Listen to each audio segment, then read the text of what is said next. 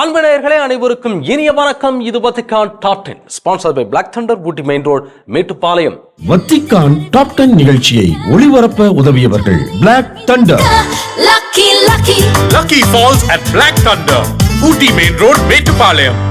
நேயர்களே, 2000 ஆண்டுகள் பாரம்பரியத்துக் கொண்டு விளங்கும் கத்தோலிக்க திருவின் தலைமையிடம்தான் வத்திக்கான் நகரம். உலகின் பல்வேறு மாற்றங்களுக்கு காரணமாய் அமைந்திருக்கும் இந்த வத்திக்கானை மையமாக வைத்தே திருத்தந்தையர்களின் உலகளாவிய தொடர்பாடுகள் இருக்கின்றன, செயல் திட்டங்கள் நிறைவேறுகின்றன. அந்த வகையில் திருவை செய்திகள், திருத்தந்தையின் உரைகள், சந்திப்புகள், திருப்பயணங்கள், சமூக நேர்காணல்கள் என எண்ணற்ற நிகழ்வுகளை வாரந்தோறும் கொண்டு வருவதுதான் இந்த வத்திக்கான் டாப் 10. இன்றும் துறவு நிலை நீக்கப்படும் அமெரிக்க கருதினால் புதிய திருத்தந்தை தேர்ந்தெடுக்கப்பட்டால் அதை முதலில் யார் அறிவிப்பார்? புனித பூமி மீது வரி விதிக்கும் இஸ்ரேல் நாடு என பல நிகழ்வுகள் காத்திருக்கின்றன. அனைத்து மருந்து கொள்ள வாருங்கள், இன்றைய நிகழ்ச்சிக்குள் போகலாம்.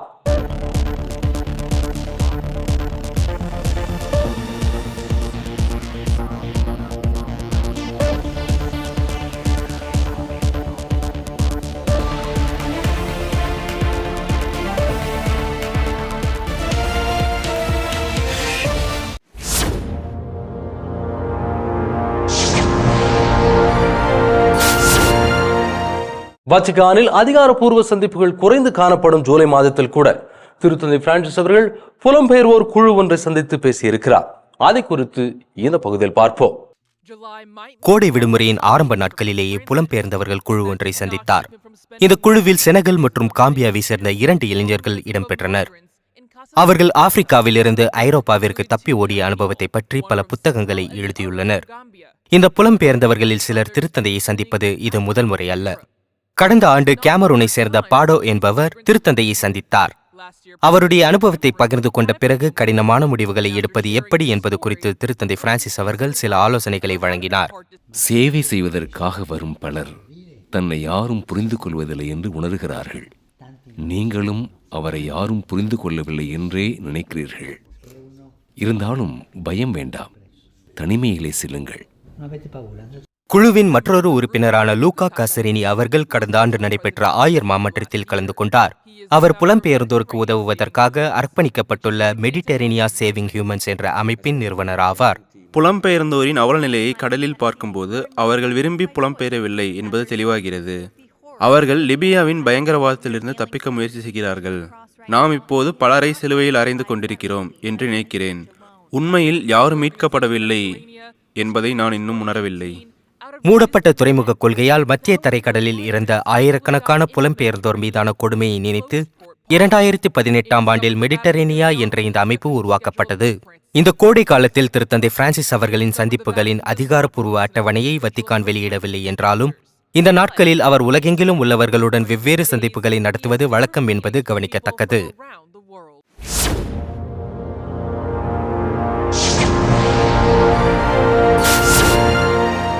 இத்தாலிய கத்தோலிக்க சமூக வாரத்தை முன்னிட்டு இத்தாலியின் கிழக்கே அமைந்துள்ள ட்ரியஸ்ட் நகரில் நடந்த கூட்டத்தில் திருத்தந்தை அவர்கள் கலந்து கொண்டு அங்கு கூறியவற்றை இந்த பகுதியில் பார்ப்போம். கடந்த ஞாயிற்றுக்கிழமை அதிகாலையில் ஹெலிகாப்டர் மூலம் திருத்தந்தை பிரான்சிஸ் அவர்கள் வருடாந்திர இத்தாலிய கத்தோலிக்க சமூக வாரம் என்ற கூட்டத்தில் பங்கேற்க இத்தாலியின் கிழக்கு பகுதியில் உள்ள ட்ரியஸ்டே நகருக்கு புறப்பட்டுச் சென்றார். அங்கே தனது தாத்தா முதலாம் உலகப் போரை பற்றி தன்னிடம் பேசிய போதுதான் ட்ரியஸ்டே நகர் குறித்து தான் முதலில் கேள்விப்பட்டதாக திருத்தந்தை அவர்கள் தெரிவித்தார். பின்பு கத்தோலிக்க மதம், அரசியல் மற்றும் சமூக சிக்கல்கள் குறித்த கேள்விகளுக்கு திருத்தந்தை அவர்கள் பதிலளித்தார். ஒவ்வொரு குடிமகனிடமும் ஜனநாயகம் வளர்க்கப்பட வேண்டும் என்றும் கத்தோலிக்கர்கள் அதை ஊக்குவிக்க வேண்டும் என்றும், குறிப்பிடும்படியாக குறைந்த வாக்குப்பதிவு போன்ற சமூக பிரச்சனைகளை எதிர்த்து போராட வேண்டும் என்றும் திருத்தந்தை அவர்கள் சுட்டிக்காட்டினார். பங்கேற்பு என்பது தற்செயலானது அல்ல. அது குழந்தை பருவத்தில், இளமை பருவத்தில் கற்றுக்கொள்ளப்படுகிறது, பயிற்றுவிக்கப்படுகிறது. கருத்தியல் மற்றும் அரசியல்வாதிகளின் வஞ்சகங்களை எதிர்கொள்ளும் திறனையும் நாம் பயிற்றுவிக்க வேண்டிய தேவை இருக்கிறது. அரசியல் பிழைப்பு நடத்துவோர் பற்றி பகிர்ந்து கொண்டபோது குறிப்பிட்ட உதாரணங்கள் எதுவும் வழங்காமல் சில வகையான நலத்திட்டம் சார்ந்த அரசின் கோட்பாட்டுக்கு எதிராக திருத்தந்தை அவர்கள் தனது கருத்தை பதிவு செய்தார். சில நலத்திட்டம் சார்ந்த அரசின் கோட்பாடு என்பது ஜனநாயகத்தின் எதிரியாகவும் அருகில் இருப்பவரை எதிரியாகவும் மாற்றுகிறது. மக்களின் மாண்பை அங்கீகரிக்காத சில வகையான உதவிகள் சமூக வெளிவேடமாகும்.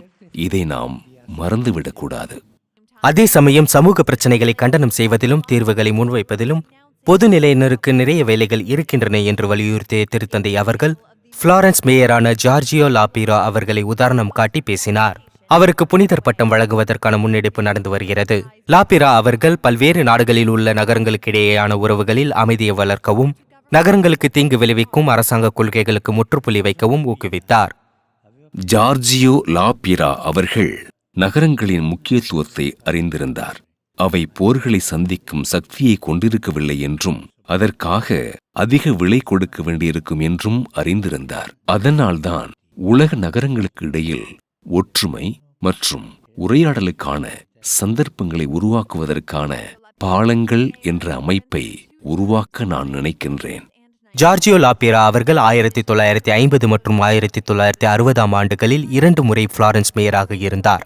அந்நகரத்திற்கான சமூக கொள்கைகளை ஊக்குவிப்பதோடு மட்டுமல்லாமல் உலகெங்கிலும் உள்ள மேயர்களுடன் நட்பு ஒப்பந்தங்களில் கையெழுத்திட்டு அவர்களுக்கிடையே உரையாடலை ஊக்குவிப்பதன் மூலம் பனிப்போர் காலகட்டங்களில் அமைதியை மேம்படுத்த முயன்றார். மாஸ்கோ மற்றும் பெய்ஜிங்கிற்கு கூட அவர் பயணம் செய்தார் என்பது குறிப்பிடத்தக்கது.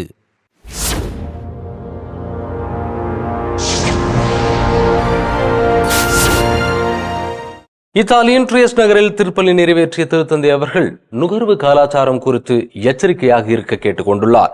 அந்த காணொலியை இந்த பகுதியில் பார்ப்போம். இத்தாலிய நகரமான ட்ரியஸ்டே நகரில் திருப்பலி நிறைவேற்ற செல்லும் வழியில் திருத்தந்தை பிரான்சிஸ் அவர்கள் நோயுற்றவர்களை வாழ்த்துவதை காண முடிந்தது. ட்ரியஸ்டே நகரிலிருந்து விடைபெறும் வகையில் திருத்தந்தை பிரான்சிஸ் அவர்கள் இந்த திருப்பலியை நகரின் மையத்தில் நிறைவேற்றினார். நுகர்வு கலாச்சாரம் போன்ற பிரச்சனைகளில் இருந்து விடுபடுவதற்கான செயலில் கிறிஸ்தவம் ஈடுபட வேண்டியதன் அவசியத்தை திருத்தந்தை அவர்கள் அப்போது வலியுறுத்தினார். நுகர்வோர் கலாச்சாரம் உங்கள் இதயத்தில் நுழைந்து விட்டதா என்று நீங்கள் எப்போதாவது சிந்தித்தது உண்டா? பொருட்கள் வேண்டும்தான், இன்னும் அதிகமாக வேண்டும் என்ற ஆசையும் பணத்தை வீணடிக்க வேண்டும் என்ற ஆசையும் ஒரு புற்றுநோயாக உருவெடுத்துள்ளது. அது உங்கள் இதயத்தை புண்படுத்துவதோடு உங்களை சுயநலமாக்குகிறது. அதிக வெப்பநிலை காரணமாக தனது மறையுரையை வழங்குவதில் சிக்கல் இருப்பதாக திருத்தந்தை ஒப்புக்கொண்ட போது ஊக்கமளிக்கும் கைத்தட்டலையும் பெற்றார். இப்படி படிப்பதற்காக மன்னிக்கவும், ஆனால் இந்த வெப்பநிலை எல்லாவற்றையும் நகர்த்துகிறது. அங்கிருந்து புறப்படுவதற்கு முன் ஐரோப்பாவின் தென்கிழக்கு பகுதியில் அமைந்துள்ள பால்கன் தீபகற்பம் வழியாக பயணித்த புலம்பெயர்ந்தோரை வரவேற்கும் சவாலை தைரியமாக எதிர்கொள்ள ட்ரியஸ்டே குடிமக்களை திருத்தந்தை அவர்கள் ஊக்கப்படுத்தினார் என்பது கவனிக்கத்தக்கது.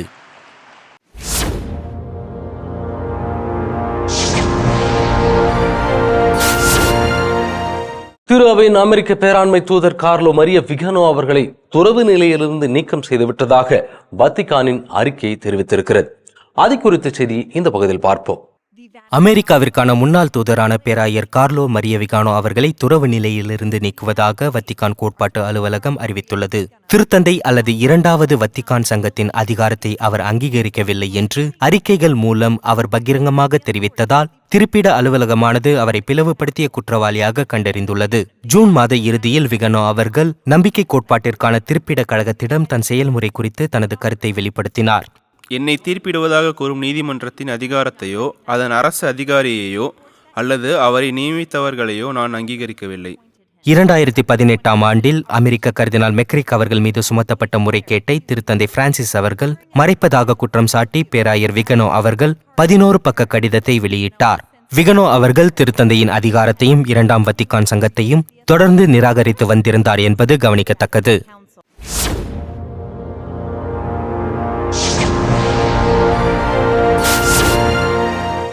கர்தினால் விக்டர் பெர்னாண்டஸ் அவர்கள் தலைமை பொறுப்பேற்ற பிறகு நம்பிக்கை கோட்பாட்டிற்கான திரு அவையின் அங்கம் எவ்வாறு செயல்படுகிறது என்பதை இந்த பகுதியில் பார்ப்போம். 1 வருடத்திற்கு முன்பு திருத்தந்தையின் வேண்டுகோளுக்கு இணங்க வத்திக்கான் கோட்பாட்டு அலுவலகத்தின் தலைவராக கர்தினால் விக்டர் மனுவேல் பெர்னாண்டஸ் அவர்கள் பொறுப்பேற்றார். அதில் அவர் இன்னும் மேய்ப்பு பணி ஆற்றலை பயன்படுத்துமாறு நம்பிக்கை கோட்பாட்டிற்கான திருப்பிட கழகத்தை கேட்டுக்கொண்டார். இந்த ஆற்றல் எதை உள்ளடக்கியது என்பது விரைவில் தெளிவாகியது. திருப்பிட கழகம் அதிகம் பொதுவானதாக மாறியது. திருநங்கை ஒருவர் ஞான பெற்றோராக இருக்க முடியுமா என்பது முதல் ஒற்றை தாய்மார்கள் திருநற்கருணை பெற முடியுமா என்பது வரை உலகெங்கிலும் உள்ள ஆயர்களால் கேட்கப்பட்ட கேள்விகளுக்கான பதில்களை இது வெளியிட்டது. திருப்பிடக் கழகத்தின் இந்த புதிய அணுகுமுறை சில பாராட்டுகளையும் சில பயத்தையும் உருவாக்கி இருக்கின்றது. ஆனால் 2023ஆம் ஆண்டு டிசம்பர் மாதம் ஃபிடூசியா சுப்ளிகன்ஸ் என்ற ஆவணத்தை வெளியிட்டது அதிக சர்ச்சைக்குரிய தருணமாக மாறியது. இது ஒரே பாலின உறவுகள் மற்றும் வழக்கத்திற்கு மாறான உறவு நிலையில் உள்ள தம்பதிகளுக்கு ஆசீர்வாதம் வழங்க அனுமதித்தது. 2 ஆண்டுகளுக்கு முன்பு ஒரே பாலின இணையர்களை ஆசீர்வதிக்க அனுமதி இல்லை என்று திருத்தந்தை பிரான்சிஸ் அவர்கள் கூறி தெளிவுபடுத்தியதை இது மாற்றியமைத்தது. இது ஒரு சிறிய தலைப்பு தான், ஆனால் ஆசீர்வாதங்களை பற்றி மிக குறைவாக பேசிய மாஜிஸ்டேரியத்தில் இது வெளிப்படையாக கையாளப்படவில்லை. இது அதிக முக்கியத்துவம் வாய்ந்த தலைப்பு இல்லை என்றாலும் திருத்தந்தைக்கு இது மிகவும் முக்கியமானது, ஏனென்றால் அது திருத்தந்தையின் இதயத்தில் உள்ளது. திருத்தந்தை பிரான்சிஸ் அவர்களின் திருப்பிட தலைமையின் மிகவும் சர்ச்சைக்குரிய நகர்வுகளில் இந்த ஆவணமும் ஒன்றாகும். எதிர்ப்புகள் இருந்தாலும் திருத்தந்தை தனது முடிவில் உறுதியாக இருக்கிறார். முதலாவதாக, இந்த ஆசீர்வாதங்கள் வழிபாட்டு சூழலுக்கு வெளியே அளிக்கப்படுவதால் எந்தவிதமாகவும் அளிக்கப்படலாம். இரண்டாவதாக, அத்தகைய ஆசீர்வாதத்தை கேட்க ஒரு இணை தன்னிச்சையாக அணுகினால் அங்கு அந்த பிணைப்பு ஆசீர்வதிக்கப்படவில்லை. மாறாக, வெறுமனே கோரிக்கையை முன்வைத்த 2 நபர்கள்தான் ஆசீர்வதிக்கப்படுகிறார்கள். கர்தினால் பெர்னாண்டஸ் அவர்களின் முதல் ஆண்டானது பின்னடைவிலிருந்து விடுபடவில்லை. மேலும் அது ஃபிடூசியா சுப்ளிகன்ஸ் என்ற ஆவணத்திற்கு பிறகு மட்டும் வெளிவரவில்லை. 30 ஆண்டுகளுக்கு முன்னர் அவர் வெளியிட்ட heal me with your mouth the art of kissing என்ற அவரது புத்தகம் ஓர் அவதூறை உருவாக்கியது. 2024ஆம் ஆண்டு ஜனவரி மாதம் இவரின் மற்றொரு பழைய வெளியீடு வெளிப்படுத்தப்பட்டது. இதில் அவர் ஆன்மீகத்தின் இன்பத்தை குறித்து எழுதினார். இது 1990ஆம் ஆண்டுகளின் பிற்பகுதியில் வெளியிடப்பட்டது. கடந்த சில மாதங்களில் கர்தினால் பெர்னாண்டஸ் அவர்கள் தலைமையிலான வத்திக்கான் கோட்பாட்டு அலுவலகமானது மேலும் 2 ஆவணங்களை வெளியிட்டுள்ளது. முதலாவதாக டிக்னிட்டாஸ் இன்ஃபினிட்டா. இது கருக்கலைப்பு மற்றும் கருணை கொலை போன்ற பிரச்சனைகளில் திரு அவையின் நிலைப்பாட்டை மீண்டும் உறுதிப்படுத்துவதோடு பாலின சித்தாந்தத்தை நிராகரிக்கிறது. நம்பிக்கை கோட்பாட்டிற்கான திருப்பிட கழகத்தின் மிக சமீபத்திய ஆவணமானது அன்னை மரியின் காட்சிகள் அல்லது இயற்கைக்கு அப்பாற்பட்ட நிகழ்வுகளை குறிக்கிறது. கர்தினால் பெர்னாண்டஸ் அவர்கள் அந்த காட்சிகள் உண்மையா இல்லையா என்பதை தனது துறை கூறாது என்று கூறுகிறார். அந்த காட்சிகள் உண்மையானவையா என்பதை சுட்டிக்காட்டக்கூடியவர் திருத்தந்தை மட்டுமே என்பது கவனிக்கத்தக்கது.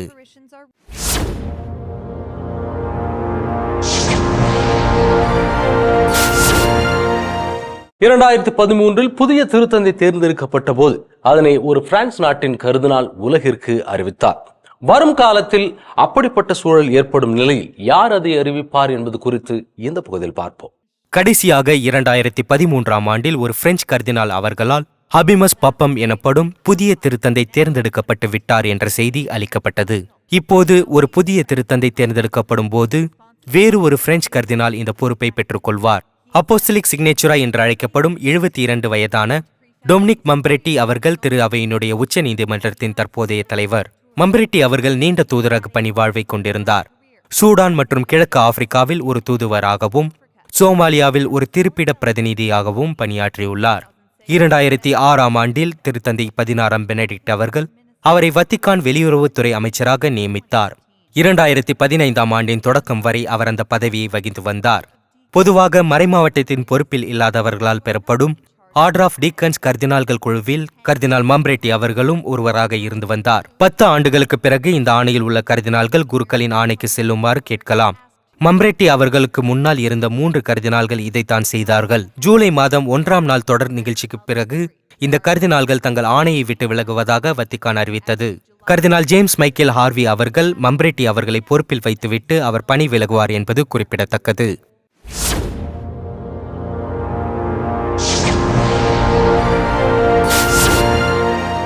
புனித பூமியில் உள்ள திரு அவையின் உடைமைகள் மீது வரி விதிக்க காத்திருக்கிறது இஸ்ரேல் நாடு. அதை குறித்த செய்தியை இந்த பகுதியில் பார்ப்போம். திரு அவையின் சொத்துக்கள் அர்னோனா முனிசிபால் டாக்ஸ் என்று அழைக்கப்படும் வரியை விதிக்க இஸ்ரேல் அரசு விரும்புகிறது. ஆலயங்களுக்கு காலகட்டத்தின் அடிப்படையில் விலக்கு அளிக்கப்படுகிறது. இருப்பினும் எருசலேம், நாசரேத் மற்றும் டெல் அவீவ் போன்ற நகரங்களிடம் இந்த வரி கோரப்பட்டுள்ளன.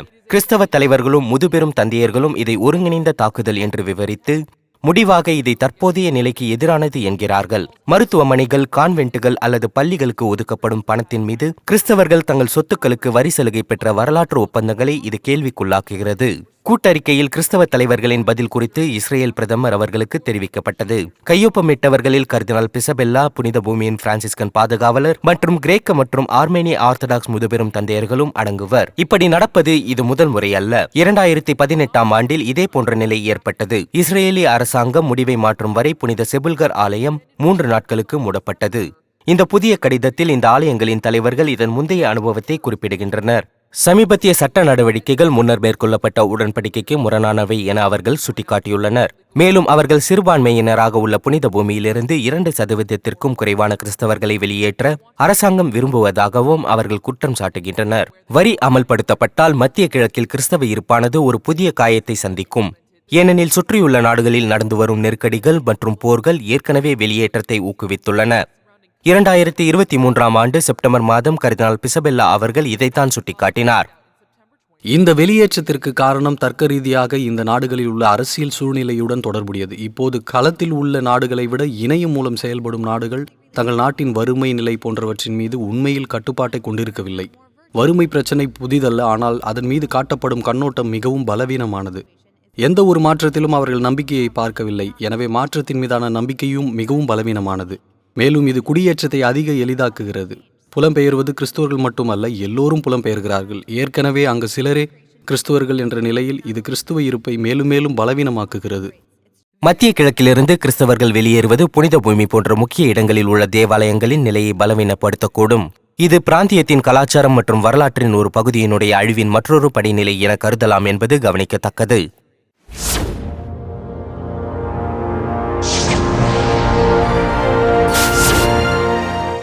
ஏறக்குறைய 1 ஆண்டுக்கு மேலாக சிறை வைக்கப்பட்டிருந்த உக்ரைன் நாட்டின் அருட்தந்தையர்கள் 2 விடுதலைக்கு காரணமானவர்தான் திருத்தந்தை பிரான்சிஸ் அவர்கள். அது குறித்த செய்தியை இந்த பகுதியில் பார்ப்போம். ரஷ்யாவில் சிறையில் அடைக்கப்பட்ட 2 உக்ரைன் குருக்களின் விடுதலையானது திருத்தந்தை பிரான்சிஸ் அவர்களின் தனிப்பட்ட தலையீட்டால் நிகழ்ந்ததாகும். இதை உக்ரைன் அதிபர் ஜெலன்ஸ்கி அவர்கள் தனது சமூக ஊடகத்தில் குறிப்பிட்டுள்ளார். மேலும் கைதிகள் பரிமாற்றத்தில் வத்திக்கானின் முயற்சிகளுக்கு நன்றியையும் தெரிவித்துள்ளார். எங்களின் குருக்களான போடான் மற்றும் இவான் ஆகியோரின் விடுதலையில் தனிப்பட்ட முயற்சியில் பங்கேற்ற திருத்தந்தை பிரான்சிஸ் அவர்களுக்கு எனது சார்பிலும் நமது முழு திருவையின் சார்பிலும் எனது நன்றியை தெரிவித்துக் கொள்கிறேன். பெரும் தடைகள் இருந்த போதிலும் அவர்களின் சிறைவாசம் 1.5 ஆண்டுகளுக்கும் மேலாக நீடித்ததால் வத்திக்கான் தூதரகத்தின் முயற்சிகள் வெற்றி பெற்றுள்ளன. உக்ரைன் போரின் தொடக்கத்திலிருந்து வத்திக்கான் தூதரகம் எடுத்த பல நடவடிக்கைகளில் இதுவும் ஒன்று. வத்திக்கானின் அமைதி நடவடிக்கைகளின் ஒரு பகுதியாக திருத்தந்தை பிரான்சிஸ் அவர்கள் கர்தினால் ஜூப்பி அவர்களை தனது சிறப்பு தூதராக நியமித்தார். ரஷ்யாவிலிருந்து உக்ரைன் குழந்தைகள் வீட்டுக்கு திரும்புவது அவரது முன்னுரிமைகளில் ஒன்றாக இருந்தது. 2023ஆம் ஆண்டின் இறுதியில் இந்த பணி கடினமானது என்றாலும் சிறிது சிறிதாக அடையப்படுகிறது என்று கர்தினால் ஜூப்பி அவர்கள் தெரிவித்தார். நாங்கள் சிறுவர்களை பாதுகாக்க தொடங்குகிறோம். இது திருத்தந்தை பிரான்சிஸ் அவர்கள் என்னிடம் ஒப்படைத்த பணியின் ஒரு பகுதியாக பார்க்கிறேன். அங்கு அவர்கள் குடும்பத்துடன் மீண்டும் இணைக்கப்பட வேண்டியவர்களுக்கு இது ஏற்கனவே சில பலனை தர தொடங்குகிறது. குழந்தைகளின் எந்த குழுவும் உக்ரைனுக்கு திருப்பி அனுப்பப்பட்டதா என்பது குறித்த விவரங்கள் எதுவும் வத்திக்கான் வெளியிடவில்லை. 2 உக்ரைனிய குருக்களின் விடுதலையில் திருத்தந்தை பிரான்சிஸ் அவர்களின் தனிப்பட்ட ஈடுபாடு குறித்தும் வத்திக்கான் எந்த கருத்தும் தெரிவிக்கவில்லை என்பது குறிப்பிடத்தக்கது.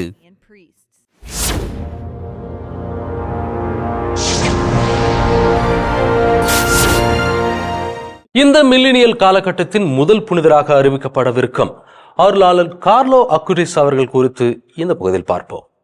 இந்த மில்லினியல் காலகட்டத்தின் முதல் புனிதரான கார்லோ அக்விட்டிஸ் அவர்களுடைய 3 நினைவு சின்னங்களான படுக்கையின் ஒரு துண்டு, அவரது மரணத்திற்கு பிறகு அவரை மறைக்க பயன்படுத்தப்பட்ட போர்வை, மேலும் அவர் அடிக்கடி அணியும் ஸ்வெட்டர் ஒன்றின் துண்டு என அனைத்தையும் ரோமில் உள்ள புனித ஆஞ்சலா மெரிச்சி ஆலயத்தில் காணலாம். இருப்பினும் அவரை புனிதர் நிலைக்கு உயர்த்தும் நாள் இன்னும் முடிவு செய்யப்படவில்லை. கார்லோ அவர்கள் 2025ஆம் ஆண்டு புனித ஆண்டில் அதிகாரப்பூர்வமாக புனிதர்களின் பலிப்பிடத்தில் சேருவார் என்று எதிர்பார்க்கப்படுகிறது. மேலும் அது குறித்து ரோம் மறை மாவட்டத்தில் ஏற்கனவே ஏற்பாடுகள் நடந்து வருகின்றன. உலகம் முழுவதிலுமிருந்து வரவிருக்கும் ஆயிரக்கணக்கான இளைஞர்கள் வத்திக்கானின் இந்த முக்கியமான சிறப்புமிக்க தருணத்தை தவறவிட விரும்பவில்லை. புனிதராக அறிவிக்கவிருக்கும் நாளுக்காக காத்திருப்போம். இதற்கிடையில் யூபிலிக்காக நம்மையும் தயார்படுத்திக் கொள்வோம். யூபிலியின் போது ரோம் நகருக்கு படையெடுக்கும் பல 10 பருவத்தினர் மற்றும் இளைஞர்களிடம் அதை எவ்வாறு முன்மொழிவது என்பது குறித்து நாம் சிந்திக்க வேண்டும். கார்லோ அவர்கள் தனது 15ஆம் வயதில் இரத்த புற்றுநோயால் இருந்தார். தனது வாழ்வில் நற்செய்தி அறிவிக்க இணையத்தை பயன்படுத்தினார். மேலும் அவர் ஒரு கணினி மேதை. ஆனால் எல்லாவற்றிற்கும் மேலாக அவர் மற்றவர்களைப் போலவே சாதாரண வாழ்க்கையை வாழ்ந்த ஒரு இளைஞராக இருந்தார். எல்லா கண்டங்களிலும் உள்ள மில்லியக்கணக்கான இளைஞர்கள் மீது மிகப்பெரிய தாக்கத்தை ஏற்படுத்தி இருப்பது அவருடைய அந்த சாதாரண இயல்புதான். அதைத்தான் கமிலா மார்செட்டி அவர்கள் எடுத்து காட்டுகிறார். 2018ஆம் ஆண்டில்தான் கார்லோவை பற்றி அவர் அறிந்து கொண்டார். மேலும் அவருடைய கதையை கேட்ட பிறகு அது அவருடைய வாழ்க்கையை மாற்றியது. கார்லோ அவர்களின் இருப்பானது ஒரு நண்பர் அல்லது கல்லூரி நண்பர் போன்றதாக இருந்தது. நான் செய்யும் எல்லாவற்றிலும் எப்போதும் அவரை நெருக்கமாக உணர்கிறேன். மேலும் வாழ்க்கையையும் நடக்கும் அனைத்தையும் வித்தியாசமான கண்ணோட்டத்துடன் பார்க்க அவர் எனக்கு உதவுகிறார். எல்லாவற்றையும் கடவுளின் திட்டத்தின்படி பார்க்க அவர் எனக்கு உதவுகிறார். சாதாரண விஷயங்களில் கூட இது தினமும் நடக்கிறது. புனிதம் என்பது நம்மிடமிருந்து வெகு தொலைவில் உள்ளது. அது அசாதாரணமானது என்று நினைக்கிறோம். கார்லோ அவர்கள் 2020ஆம் ஆண்டு பெர்சேசியில் இறைவனடி சேர்ந்தார். மேலும் கோவிட் காரணமாக பங்கேற்பாளர்களின் எண்ணிக்கையில் வரம்புகள் இருந்தன. ஆனால் அவரது புனிதர் பட்டத்திற்காக கடவுளின் செல்வாக்கு செலுத்துபவர் என்று அழைக்கப்படும் இந்த மனிதரை புனிதராக பெயரிடப்படுவதை காண மில்லிய கணக்கான மக்கள் ரோமுக்குள் திரள்வார்கள் என்று எதிர்பார்க்கப்படுகிறது.